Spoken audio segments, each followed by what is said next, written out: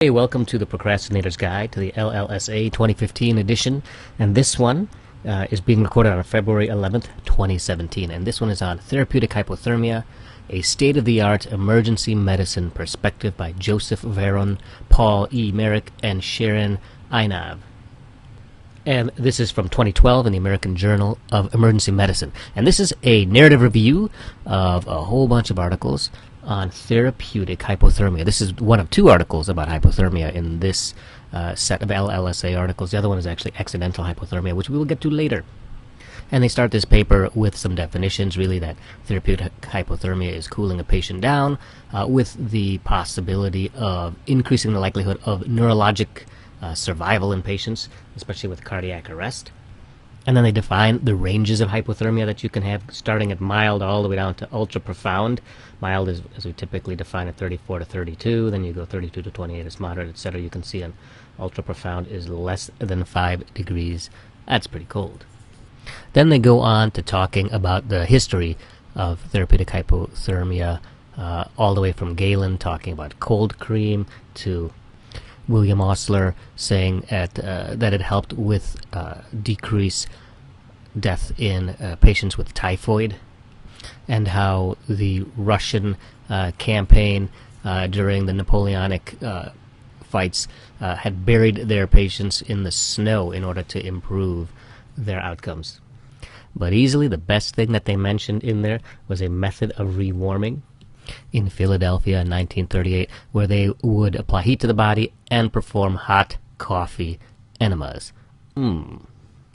I like coffee just as much as the next guy, but not that much. So I'm going to represent hypothermia during this talk as an ice block, as you can see here, that Osler is holding. Or is it Osler? So we've known about the early lab studies that showed that hypothermia creates a cold narcosis that is almost like hibernation, and it's even reversible. But we stopped using it due to all the complications that happen during rewarming. Of course, the interest in hypothermia was rekindled. Get it? Rekindled. In the 1990s, when we started doing experiments on animals that would show that therapeutic hypothermia may improve neurologic outcomes. So how does therapeutic hypothermia help? Well, the paper first looks at some of the things that go wrong in cardiac arrest. So first you have the arrest. About 10 seconds later you get loss of consciousness. 20 seconds later you can see the EEG starts to flatline. And then at that point what's happening is you have your neurons, which have a massive influx of calcium into the cell, which then leads to neuronal cell death. And then when you get ROSC back, you get the generation of these oxygen-free radicals, which is worsened if the temperature goes up. And also as the temperature goes up, you get activation of these NMDA, the N-methyl D-aspartate receptors, which also then increases calcium influx into the cells, which we know leads to cell death, which is not good. So how does it help? Well, obviously it decreases the metabolic rate. That's the main pathway that we think it helps. Decreases glucose use and lactate formation. Additionally, it forms a barrier around the cell wall, so it increases the strength of the cell wall, so it's not going to, it maintains its integrity. It freezes up the enzymes, so the enzymes can't degrade things, and also it blocks the NMDA receptors, so obviously those cannot be activated. And in the brain, it causes, these are ice cubes here, so that's the hypothermia. It causes vasoconstriction, which then decreases cerebral blood flow, which decreases ICP, and so thought to be protective in that way. But that's not all. It does so much more. So from a cardiac standpoint, it may actually increase the probability of dysrhythmias, but it also increases the ability to defibrillate someone, perhaps by breaking these reentrant cycles there. Other things that you should know is that it will cause a decrease in heart rate and therefore a decrease in cardiac output. And yet still the blood pressure is maintained, perhaps due to the vasoconstriction that we mentioned earlier.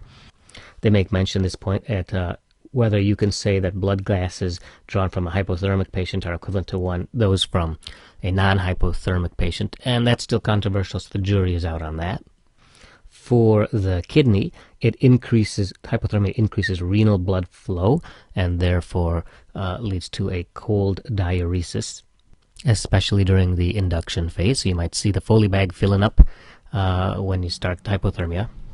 And another thing we might see is a hypokalemia, but this is a pseudo-hypokalemia because what's happening is potassium is being pushed into the cells, and if you were to correct this, then you could lead to hyperkalemia, so just be wary of that during rewarming, otherwise you'd have a hyperkalemic patient when you warm them up. In the GI tract, GI motility is slowed down, so transit through the GI tract is slowed down, so if you're doing hyperalimentation, then you may want to withhold that. And also there is a decrease in insulin secretion, which then obviously leads to an increase in glucose. So you may need to supplement the patient with some insulin in order to control the sugars. And then in the blood, you get a couple of things happening. You have a neutropenia that happens, which maybe increases the risk of sepsis, particularly pneumonia. You have platelets get affected, and you also see an increase in PT and PTT and bleeding times, but they don't tend to bleed more for some reason. Next, they talk about the types of cooling, and they say that the ideal cooling device does not exist because such a device would require induction at a good speed, preferentially cool the brain, be lightweight, small, transportable, and be implementable even in busy resuscitation settings. And since that doesn't exist, we have to really suit the cooling method to the particular individual in the particular context. So we really have two types of cooling, surface cooling and invasive cooling. Surface cooling could be something as simple as ice packs to the groin and axilla, or baths, alcohol baths or ice water baths, or even these cold water blankets that we get, and they usually come with some sort of feedback mechanism that allows the temperature to be set so that the drop is about 1.4 degrees Celsius per hour. Then we have the external techniques, things like cold carotid infusions, single carotid ECMO. You can have lavage at various places like nasal lavage and nasogastric lavage, peritoneal lavage, rectal lavage, cold IV fluids, and even cardiopulmonary bypass. And some people are even looking at certain cooling caps to do selective brain cooling, since that's the organ that we want to cool. Now, as we talked earlier, we said we want to have some sort of feedback mechanism in order to make sure the cooling drop is done in a reasonable way, and so you need a way to monitor the temperature. And we do this with probes in various places. You can do a nasopharyngeal probe, an esophageal probe, pulmonary artery probe. The rectal probe is also mentioned, but they say, you don't want to do that because you might stick the thermometer into some hot poop and not get a real good temperature. Remember, we want to try to approximate the temperature of the brain, which is the main organ we're trying to cool. The next thing that is discussed is the timing of the cooling, and I drew it here as a graph with time along this x-axis and temperature along this y-axis. So obviously we start at a temperature, then we cool for some time, then we're going to rewarm. And so we want to minimize this part here. We want to initiate cooling faster because that's how we tend to get better results when we do that. Now the duration of the cooling, that's unclear. Usually we've been going 12 to 24 hours for cardiac arrest, but perhaps in patients who have increased ICP, it may be useful to do it longer. And the other thing that's important is that you want to rewarm slowly, because what you want to avoid is overshoot, in which case the patient then gets warmer, and we know that's when you get more oxygen radicals and that NMDA receptors get activated, and so we want to try to avoid that. Then next, let's look at some of the side effects of cooling, and the big one that we have to worry about is shivering, since that will increase oxygen consumption as well as increase the temperature. And so you could pre-treat with Demerol, the other D drug, or magnesium. During sedation, you could give something to keep them down, midazolam and fentanyl, or propofol and remifentanil. But if they still continue to shiver, then you might need to paralyze them, give them rocuronium. And if that happens, you might need an EEG to look out for seizures. The other side effects I think we mentioned a little bit already. You're prone to dysrhythmias. Sugars may go up and require treatment with insulin.